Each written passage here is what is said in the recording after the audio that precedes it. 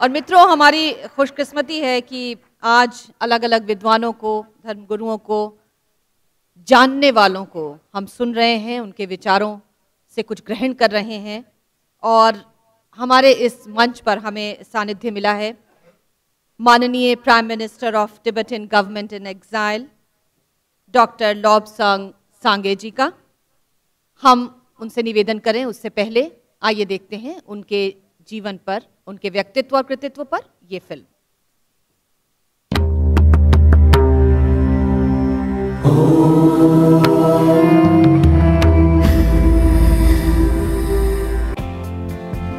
Lobsang Sangay is a legal scholar and politician. He became Sikyong of the Tibetan government in exile on 8th August 2011. Sangay was born in a refugee community in Darjeeling in 1968, with a typical settlement background amidst fields, cows and chickens, fetching wood in the forest and helping his parents' small business, including selling winter sweaters. He is currently the Prime Minister of Tibet. After graduating from the Tibetan school in Darjeeling, Sangay received his BA honours and LLB degrees from the University of Delhi in India. In 1995, he won a Fulbright scholarship to Harvard Law School, where he subsequently received his LLM degree the same year. In 2003, Sangay organized 5 conferences between Chinese and Tibetan scholars, including a meeting between the Dalai Lama and 35 Chinese scholars at Harvard University. In 2004, he became the first Tibetan among 6 million to earn a SJD degree from Harvard Law School and was a recipient of the 2004 Yong K. Kim 95 Prize of Excellence for his dissertation Democracy in Distress, his exile polity remedy. A case study of Tibet's government in exile. In 2006, Sangay was selected as one of the 24 young leaders of Asia by the Asia Society. Sangay was a senior fellow at the East Asian Legal Studies program at Harvard Law School through 2011. He is an expert in Tibetan law and international human rights law. On 27 April 2011, Sangay was elected Kalantropa of the Tibetan government in exile. On 8th August 2011, Sangay took the oath of office, succeeding Lobsang Tenzin as Kalantropa. In a statement at the time, the Dalai Lama referred to Lobsang Sangay as Sikyong, and the title was officially changed from Kalantropa to Sikyong in September 2012. In his role as Sikyong, Sangay has emphasized the importance of seeking a peaceful, non-violent resolution of the Tibet issue. We are honored to welcome Mr. Lobsang Sangay to the 5th Bharatiya Chhatra Sansad. Now I would request the Honorable Prime Minister of Tibetan Government in Exile, Dr. Lobsang Sangay, to please address us. I'm a little tall, so I need to put up the microphone. It's a great honor and privilege to be here on the 5th Bharatiya Chhatra Sansad. First of all, I would like to thank Vishwanath Kharaji and Rahul Kharaji for inviting me here, and all the organizers and participants. Hearty congratulations on behalf of the Tibetan people. Honestly, I was very honored by the invitation, but perplexed by the topic. Storm in religion storm, is not my cup of tea. As you can see, I'm a lay person, and my background is law. What do I know about religion? So a week ago, when I looked at the topic, I said, any other topic would have been good, except for religion. And I thought maybe I should talk about the movie PK. But then, you all have watched the movie PK, then realize in the movie PK, there's a concept called wrong number. So the organizers dialed wrong number when they invited me to speak on storm in religion.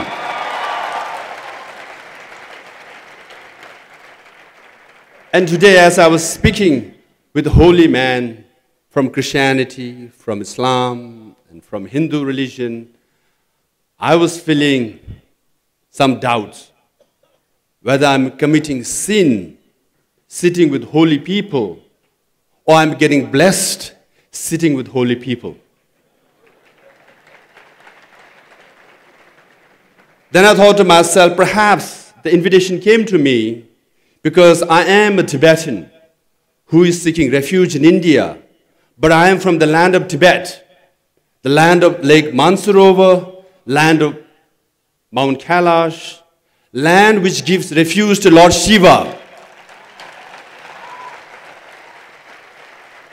So this morning, I sent an email to Lord Shiva asking forgiveness for committing all the sins and the sacrileges that I'll commit today, and don't send me to hell.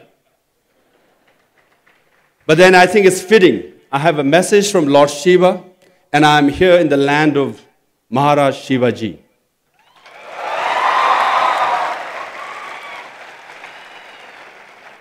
Nonetheless, the topic is very serious, a storm in religion or religion storm. If you look at the violence in Paris to Peshawar, from Ottawa to Australia, from London to Mumbai, violence everywhere.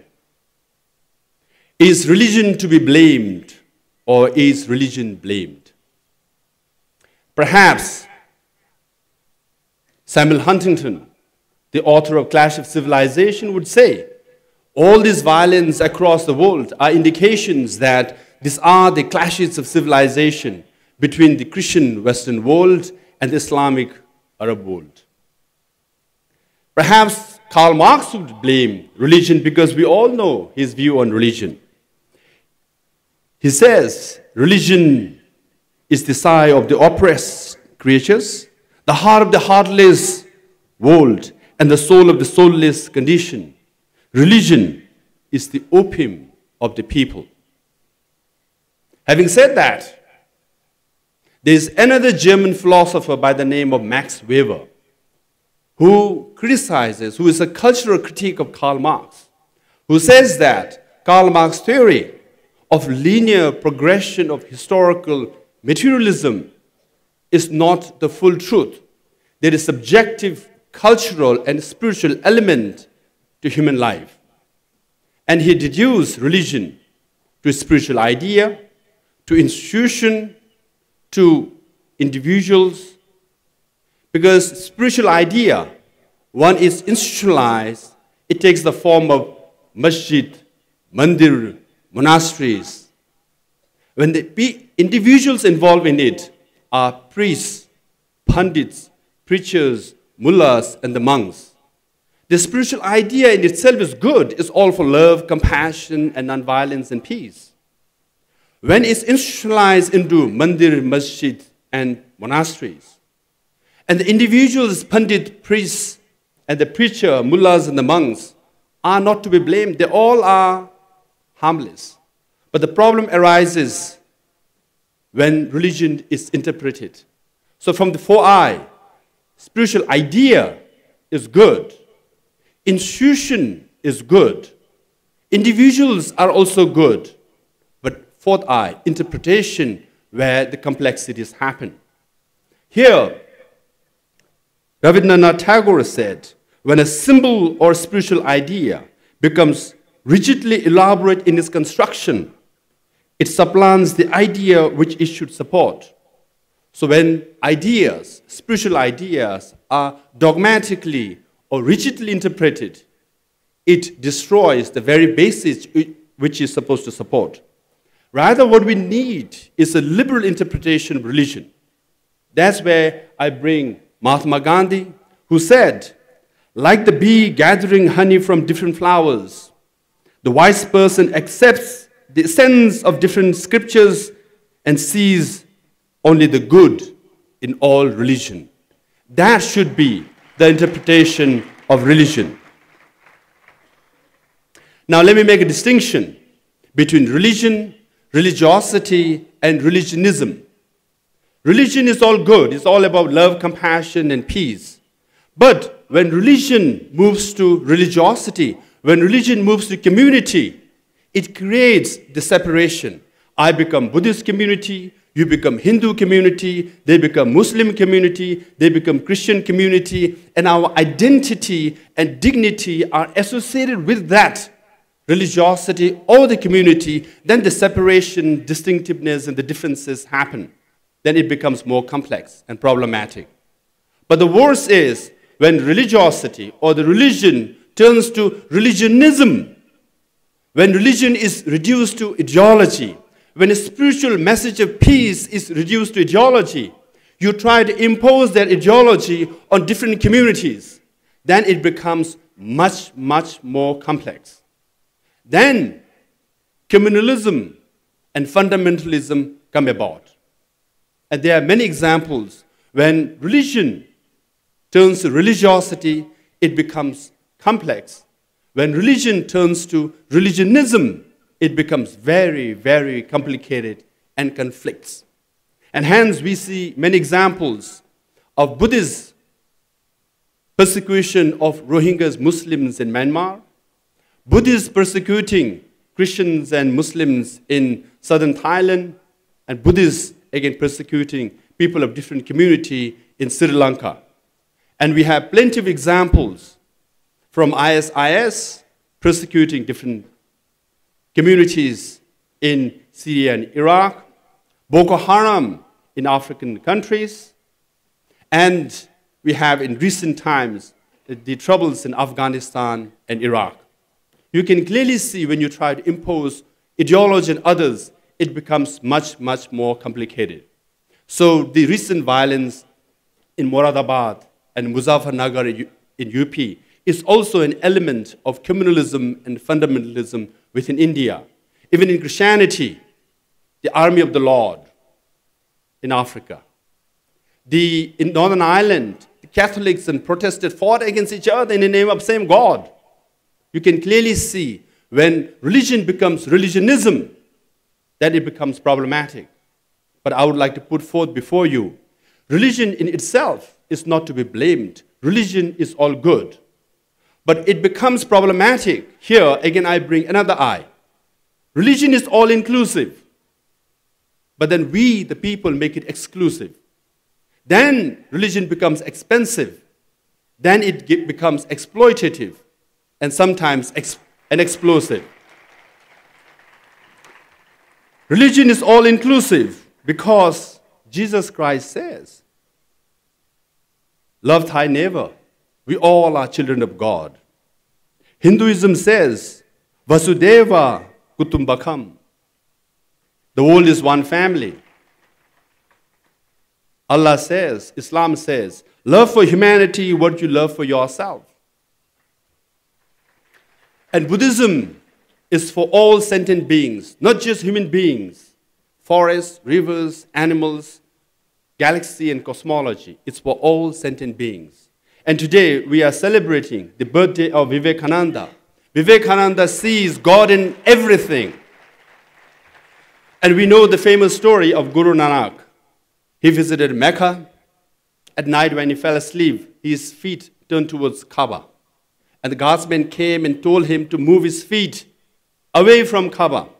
And he said, please point my feet towards any direction where there is no God. God is everywhere. God is omnipresent. And in that true sense, I would like to submit and take pride that His Holiness the Dalai Lama is one of those followers. He initiates and participates in dialogue with all traditions. He visits mosques, mandir, synagogue, gurudwara, everywhere. And recently he held a conference in Delhi, bringing all 9 traditions in India under one roof. That's quite an achievement. Now, problem is this inclusive religion becomes exclusive because we form Hindu community, Muslim community, Christian community, Sikh community, not just exclusive. Then we take pride in associating with our guru, and access to guru becomes very expensive. Then we patronize our own gurus and make him or her sit on a higher throne than others. Then when it becomes expensive, it becomes exploitative. Then when it becomes exploitative, we are to be blamed. Then when it becomes explosive in the name of holy war, in the name of jihad, then religion becomes strong. This we all need to fight against. Having said that, India, the whole world, tried to devise a concept to deal with these exclusive, exploitative, and expensive abuses. Hence, the concept called secularism was put forth, Now there is Anglo-Franco definition of secularism, followed by the Western world, particularly America. America, constitutionally and institutionally, is a secular country, but also the most religious country. Now there is Marxist-Maoist definition of secularism, which is to recognize religion as the opium of the masses and to destroy religion. That's why Mao's China tried to destroy religion in Tibet. 98% of monasteries and nunneries in Tibet were destroyed. Monks and nuns were disrobed. But after the Cultural Revolution, when Tibetans got their first opportunity, what they did, rebuild their monasteries, revive Buddhism in Tibet.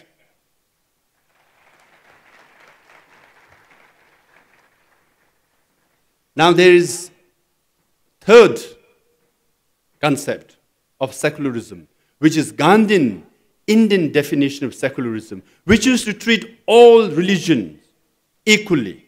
This is the right definition of secularism. This is because India is a country where all 9 traditions coexist. Not only coexist, 4 traditions originated in India: Hinduism, Buddhism, Jainism, and Sikhism. This is the contribution of India to the whole world. And unity in diversity of India is the beauty of India, it's the strength of India, it's the pride of India.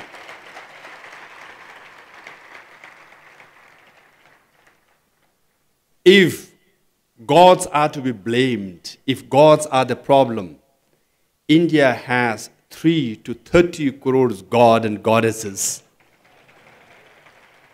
We will be in big mess. We can't let these god and goddesses be the problem. We have to make them the solution. So we have 30 crores solution in India, 9 traditions coexisting in India. Many people say the 21st century should be the century of peace. Peace cannot come from violence, because there is one data: since 9/11, since the campaign against terror, there are more violence in the whole world. There are more terrorists and terror acts in the present world since 9/11. In fact, since 9/11, there are 5-fold increase in terror act all over the world. For example, in 2000, there were 3,000 terror acts. In 2012, it increased to 11,000. In 2013, it's increased to almost 18,000 terror acts in the whole world. So violence against violence is not the solution, because violence begets violence. Peace against violence is the solution. Unity in diversity is the solution. And many experts say that the 21st century will be the century of Asia. And there is Indian model and there is Chinese model. We all read about China. There is economic boom, but what is not read, that there is spiritual boom in China. There are 300 to 400 million Buddhists. China happens to be the largest Buddhist country in the whole world, and Buddhism originated in India. Buddhism was exported to China, and China is the largest Buddhist country in the whole world. Nonetheless, China's model for Asia and for the world is development without democracy. India's model is development with democracy, and most importantly, with spirituality. So this is the right model, because if peace is what we want, spirituality is what we should focus on. In that sense, Samuel Huntington was right, because there is clash of civilization only in terms of religionism, but not religion. Karl Marx was right when he was talking about the exploitative nature of religiosity. But religion is not the problem. Religion is all about peace, love, and compassion. Religion is the solution.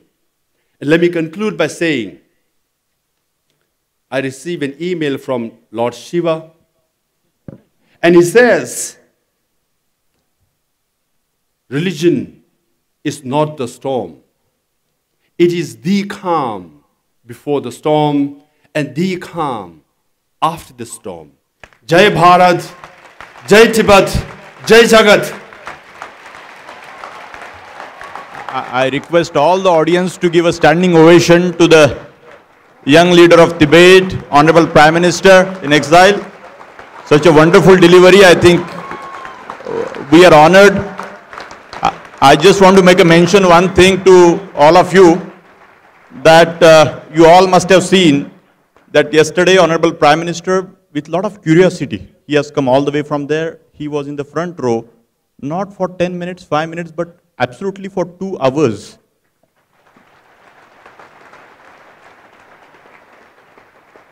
You can imagine that tomorrow you guys are going to become something, some positions you are going to occupy. But eventually, my feeling is that we Indians, we carry so much of ego many a times. And I think we must learn from Honorable Prime Minister. He's a Harvard alumni. Thank you so much. Thank you. Thank you, sir. Thank you. बहुत बहुत धन्यवाद माननीय doctor Lobsang Sangay जी।